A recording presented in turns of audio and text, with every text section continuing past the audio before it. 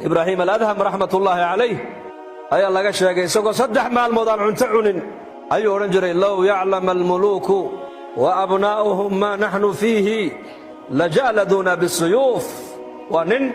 صدح مع الموضوع عنتعن هلين وأنا عنن ومساجد اسكع اعتكافا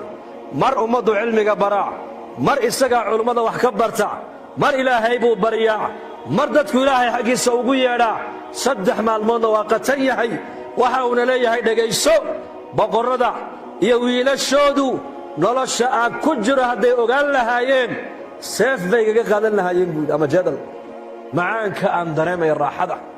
meesha laga raaxaysto maaha dar fiican oo jirka loo xidho aqal fiican oo la dhisto gaari cad oo la wato magaazaan weyn oo la furto may raaxadu waxa weeyaan waa qalbiga oo ilaahay jalla wa ala ku tacalluqma oo garata waxa adduunyada ka dhacayo dhawaa qadar ilaahay adigana wixii ilaahay ku qadaray mooyaane wax kale kugu dhicmaayaan wixii ilaahay ku qoray mooyaane wax kale heli maysid waa inaad garataa ilaahay jalla wa ala qof kasto adduunka jooga wixii ilaahay u qadaray buu helaya wax kale heli maayo marka janna allah inooga dhigo adduunka janna ku sugo insha Allah dhahada بلال الحبشي رضي الله عنه وأرضاه مركو دمني حاسكيسو كدل برورتي كتري وحسرتاه مركاسو انها خلق نعم محل هذا دمر اسك قلب جلعسن ومركا دواسك برورتي ناق برورتن iyo baroor diiqdan iska dhaafo waxa tiraada waa farxataa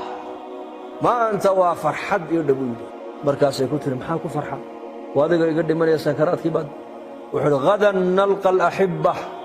محمدا وصحبه أنيقو بريتو قف كان لكل ما تقانا محمد عليه الصلاة والسلام يا صحابتي بالله كل ما يابو كيلي يكون فرح سنبا أدوك كبحيرو لمنيا لأنه نولشنا الدوية يكون ما يضيعينه وكفى إيديستين كمي عيارينه إلى هاي بيكو قرتين كمي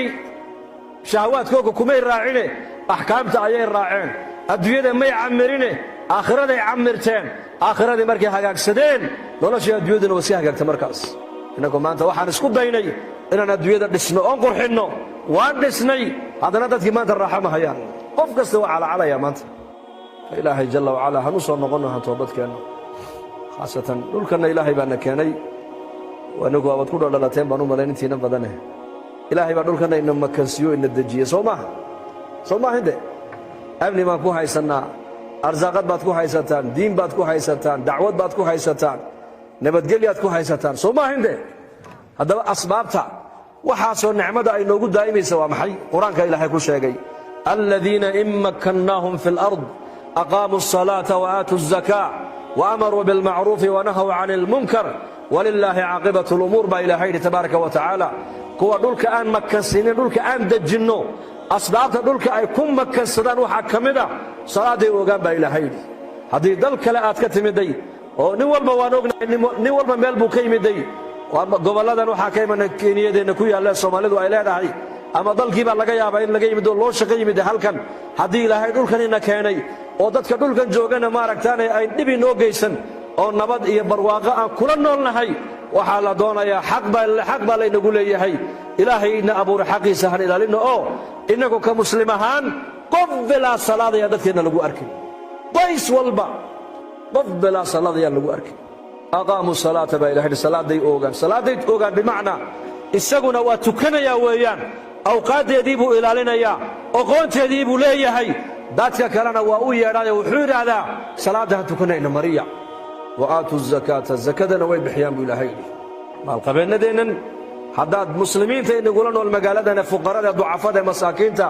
مستحقين تو الزكاة هذه الزكاة اللي سين لها أفضاهن ومسكين وفقير لقوم أركن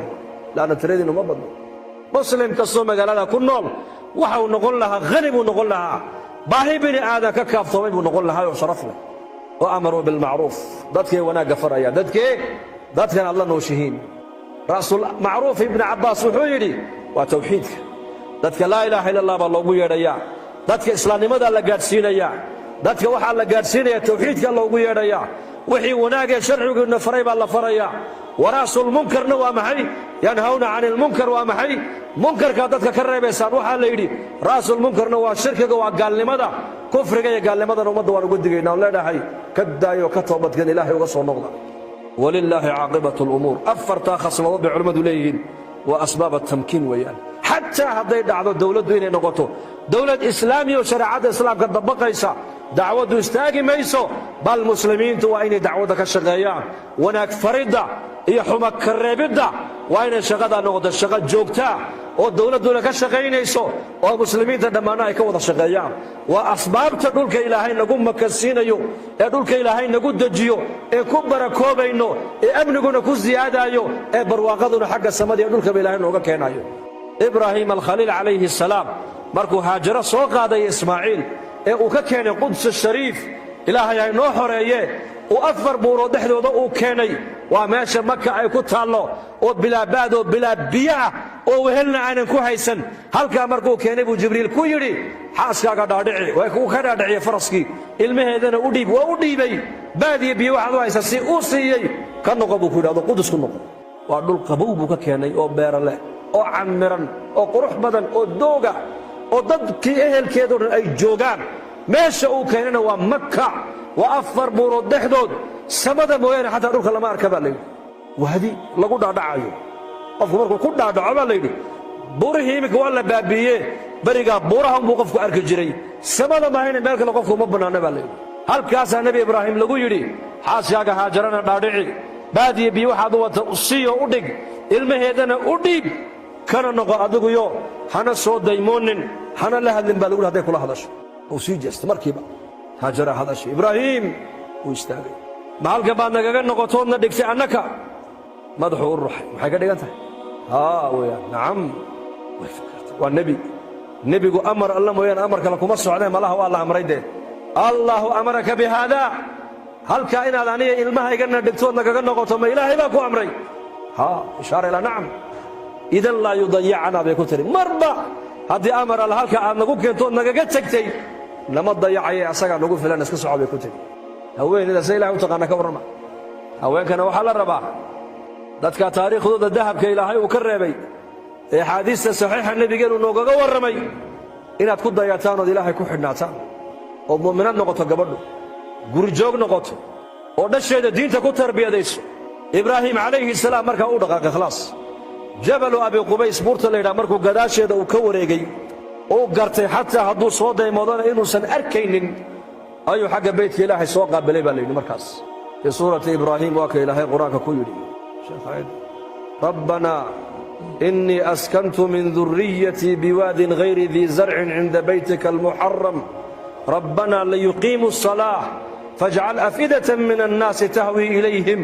warzuqhum min ahamaraati lacallahum yashkuruun halkaa buu ka duceeyey soo jeestay yaa allah reerkayga halkaasaan dhigay buuhi halkaa beydkaagii kacbada xajar alaswadka meeshani beydkii ilaahayee xurmadda lahaa inay tahay nebiyadoo dhan baa yaqaana duufaankii zamankii nebi nuux adduunyada ka dhacay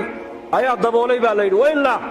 nebi kastoo adduunka yimaada baa layidhi halkaa uu soo qadsan jiray oo ilaahay buu ugu dhowaan jiray ku soo cibaadaysanayay qaarkoodna kutubtu waxay dhigaysaa ummadahooga marka la halaago maka intay yimaadaan bay ku cibaadaysanayeen daedna halkaa bay ku dhimanayeen ibraahim calayhi salaam wuxuu idhi halkaasaan dhigay haye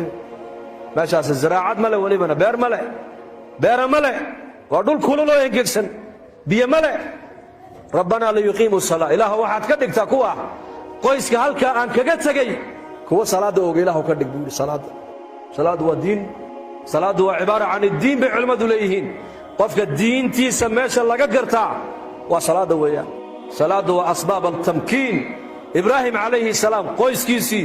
waxa ilaahay ka dhigay qoys salaadda oogaya dhulkii baa ilaahay dejiyey kana waa ka maka noqotay marka innakana dhulkan ilaahay baana keenee